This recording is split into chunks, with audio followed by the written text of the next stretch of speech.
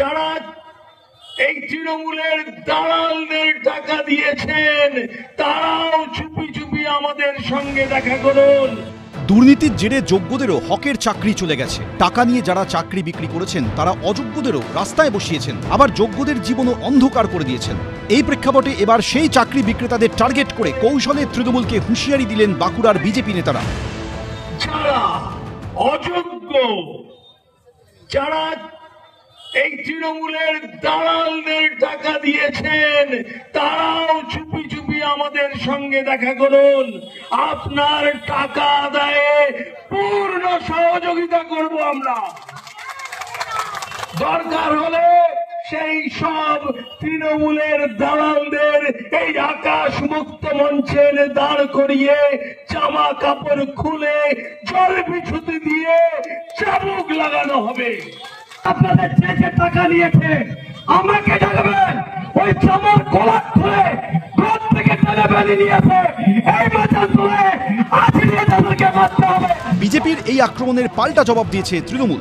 পশ্চিমবাংলা মাননীয় মুখ্যমন্ত্রী সেই সব শিক্ষকদের তাদের ডেকে সবচেয়ে প্রথম তাদের ডেকে তিনি জোর গলায় বলেছেন, দৃঢ় কণ্ঠে বলেছেন যে আমি তোমাদের পাশে আছি, আমার সরকার তোমাদের পাশে আছে। এর আগে শুক্রবার তৃণমূলকে একইভাবে হুঁশিয়ারি দিয়েছেন বাঁকুড়ার ওন্দার বিজেপির বিধায়ক।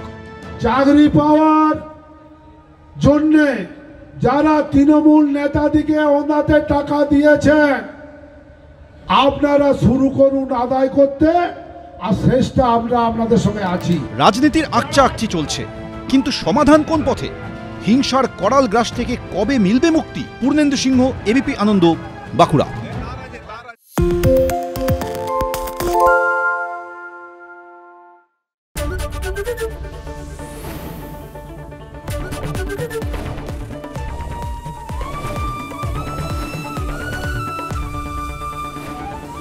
এবিপি আনন্দ, এগিয়ে থাকে, এগিয়ে রাখে।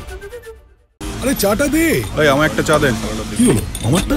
বাংলা পক্ষপাত চায় না, বাংলা খবর চায়। বাংলা খবর, বাংলার খবর।